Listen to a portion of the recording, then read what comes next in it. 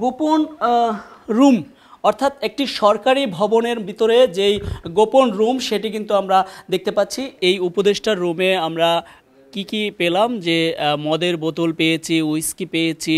মালা খান তিনি তার এই মূল অফিসটি হচ্ছে এই অফিসটি। এখানে কিন্তু বেশ আমরা দেখেছি বিভিন্ন রুম রয়েছে, সেসব দিকেও কিন্তু আমরা যাব।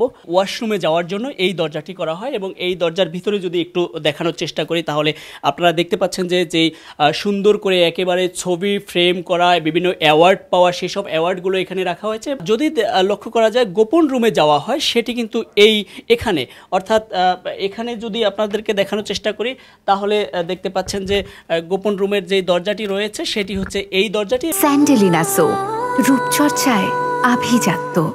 আমরা দেখতে চাই যে আসলে এখানে কিছু পাওয়া যায় কিনা তার, এবং যদি একটু লক্ষ্য করা যায় তাহলে আমরা বিভিন্ন মালা খানের যেই অ্যাওয়ার্ডগুলো বা দেখতে পাচ্ছি। তবে এখানে যদি আপনাদের কাউকে একটু হেল্প চাচ্ছি আমি, এখানে কিট দেখা যাচ্ছে বা বিভিন্ন কিছু দেখা যাচ্ছে আমরা দেখতে পাচ্ছি। একটু বলবেন যে আপনাদের এখানে এগুলো কি, একটু যদি পরিচয় করিয়ে দেন তাহলে কেউ একটু।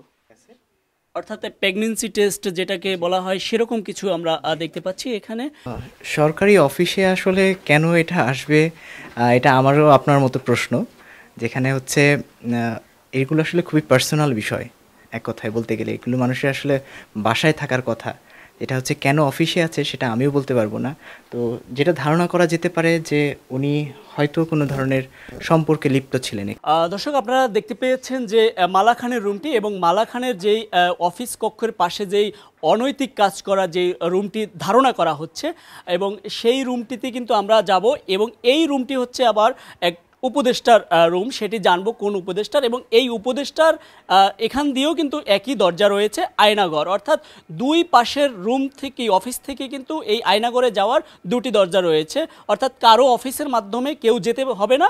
এবং এটি আমরা যেই উপদেষ্টার অফিস কক্ষে আছি সেখান দিয়ে আমরা একটু আয়নাঘরে যদি প্রবেশ করাই, এখানে হচ্ছে আয়নাঘরের একটু যদি লক্ষ্য করানো যায় যে এখানে হচ্ছে এই আয়নাঘরের চাবি এবং তালা দেওয়া এখানে, অর্থাৎ এটা ফুলদানি দিয়ে ঢেকে রাখা হয়। এবং এখানে আমরা যদি একটু যাওয়ার চেষ্টা করি এই আয়নাঘরটি, তাহলে দেখতে পাচ্ছেন যে গোপন রুম অর্থাৎ একটি সরকারি ভবনের ভিতরে যেই গোপন রুম সেটি কিন্তু আমরা দেখতে পাচ্ছি এই আয়নাঘরের ভিতর দিয়ে। অর্থাৎ এই মালা খান ওই পাশ দিয়ে অর্থাৎ তার রুম থেকে আসতে পারবে এবং এখানের যে উপদেষ্টা রয়েছে তিনি কিন্তু এখান দিয়ে আসতে পারবেন। আরেকটু যদি লক্ষ্য করেন তাহলে আমরা যদি একটু বিছানার দিকে তাকাই তাহলে আমরা দেখতে পাচ্ছি বেশ বিভিন্ন রকমের দাগ রয়েছে, বা যেগুলো আসলে একটা আবাসিক হোটেলে বা অনৈতিক কাজ করা হোটেলগুলোতে এসব পাওয়া যেতে পারে। কিন্তু এটা মনে হচ্ছে যে যেই রুমটির মধ্যে ঢুকেছি মনে হচ্ছে যে এটা কোনো আবাসিক হোটেলে অভিযান চলেছে, এবং তারপরে কিন্তু আমরা দেখতে পাচ্ছি যে এখানে এই পরিবেশটি রয়েছে। এবং এই ব্যাপারগুলো আমরা এখানে যারা রয়েছে তাদের থেকে একটু জানবো। অফিসের এটা এই সম্পর্কে কেউ জানতো না, যেটা হচ্ছে এটা আসলে গোপন কক্ষ আমরা নিজেরাও আসলে গতদিনই জানলাম। এবং এখানে এটার পেছনে যে কিছু চাবির মতো আছে, যেটা হচ্ছে একজন তালা চাবি যিনি রেডি করেন উনি সাধারণত এটা এখান থেকে এটা তালাটাকে রিভিল করেন এবং এটা সাধারণত লকটা ছোটান। এবং তারপর আমরা দেখতে পেয়েছি যে ভেতরে সাধারণত খাট ছিল। বিজ্ঞানের অতিরিক্ত সচিব রবীন্দ্রনাথ রয় চৌধুরী, তিনি এর আগে বিজ্ঞান মন্ত্রণালয়ের অতিরিক্ত সচিব পদে ছিলেন। পরবর্তীতে আমাদের এই Bangladesh reference institute for chemical মেজারমেন্টে উপদেষ্টা পদে চুক্তিভিত্তিক পদে নিযুক্ত হন এখানে সে। আমরা এই ব্যাপারে কিছু জানতাম না, সাংবাদিকরা যখন আসে তখনই আমরা এই রুমের বিষয়টা তখনই শুধু আমরা রিভিল করতে পারি যে এখানে এরকম একটা গোপন রুম রয়েছে। যেই কক্ষটি দেখতে পাচ্ছেন এটি হচ্ছে বিজ্ঞানের অতিরিক্ত সচিব ছিলেন চুক্তিভিত্তিক, এবং তার নাম হচ্ছে রবীন্দ্রনাথ রায় চৌধুরী, এবং তার রুমের সাথেই কিন্তু সেই আয়নাঘর এবং সেই আয়নাঘর দেখতে পেয়েছেন। এবং তার রুমে যদি একটু দেখানোর চেষ্টা করি যে আসলে তথ্য রয়েছে এই এখানে যে ডয়ারগুলো রয়েছে এখানে আসলে আমরা দেখতে পাচ্ছি যে মেয়েদের প্যাড, অর্থাৎ তার রুমে মেয়েদের প্যাড রয়েছে। এই ব্যাপারগুলো একটু কীরকম দেখাচ্ছে সেটি আপনারা নিশ্চয়ই বুঝতে পেরেছেন। এবং তার রুমে যেই অবস্থা সেটি কিন্তু দেখতে পাচ্ছেন যে পারিবারিক একেবারে কিন্তু ফ্যামিলি বাসার মতো সেটি কিন্তু দেখতে পাচ্ছি। আসলে আপনারা যেটা দেখেছেন এটা আমার বলার কিছু নাই, এটা আসলে এখন দেশের জনগণ বলবে যে এখানে কী হতো।